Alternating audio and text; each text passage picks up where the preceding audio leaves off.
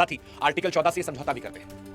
भारतीय संविधान का आर्टिकल 14 साफ तौर पर कहता है कि राज्य किसी भी व्यक्ति को कानून के समक्ष समानता या कानूनों के समान संरक्षण से वंचित नहीं करेगा। सुप्रीम कोर्ट ने भी समय समय पर स्पष्ट किया है कि कानून के सामने बराबरी हमारे संविधान की बेसिक स्ट्रक्चर है, मूल संरचना।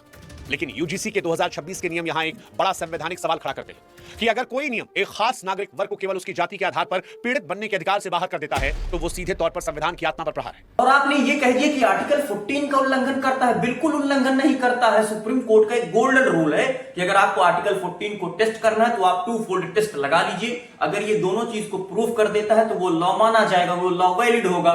तो पहला अगर टू फोल्ड टेस्ट में माना जाए तो पहला इंटेलिजिबल डिफरेंशिया। इंटेलिजिबल डिफरेंशिया का मतलब कि आप जिस चीज को अलग ट्रीट कर रहे हैं वो सच में अलग स्थिति में होना चाहिए।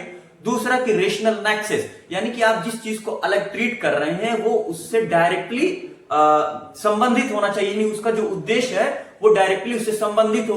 अब अगर यूजीसी की गाइडलाइन को इन दोनों लॉ पर, इन दोनों टेस्ट पर अगर हम लगाएं तो यूजीसी की गाइडलाइन में पहला अगर है कि इंटेलिजिबल डिफरेंशिया वाला कि एससी एसटी छात्रों क्या अलग स्थिति में है, तो बिल्कुल अलग स्थिति में है यार। आप जिस चीज को ट्रीट कर रहे हैं तो एससी एसटी ओबीसी कम्युनिटी के लोग अलग स्थिति में हैं। ये सुप्रीम कोर्ट ने खुद माना है। Indira Sawhney versus of Union of India 1992 का मामला आप उठा करके पढ़ लीजिए, जिसमें हिस्टोरिकली ये माना गया कि उनके साथ डिस्क्रिमिनेशन होता है। हिस्टोरिकली क्या आज भी आप देख लीजिए उनके साथ डिस्क्रिमिनेशन होता है। अब आते हैं दूसरे टेस्ट पे, रेशनल नेक्सस पे। रेशनल नेक्सस पे क्या होता है कि आप जिस चीज को अलग ट्रीट कर रहे हैं डायरेक्टली उसका उससे संबंध होना चाहिए। तो यूजीसी गाइडलाइन का मेन मकसद है कि कैंपस में कास्ट बेस्ड डिस्क्रिमिनेशन को रोकना।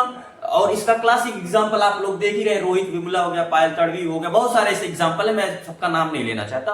और इसका एक केस भी आप समझ सकते हैं कि EP Royappa versus state of Tamil Nadu 1974 में इसका केस हुआ था, जिसमें यह कहा गया था कि अगर डिस्क्रिमिनेशन फैक्चुअली मौजूद है और उसको रोकने के लिए लॉ लाया जा रहा है तो वो डायरेक्ट नेक्सस है, तो ये दोनों लॉ को पास कर रहा है, तो फिर ये कैसे आर्टिकल 14 का उल्लंघन है।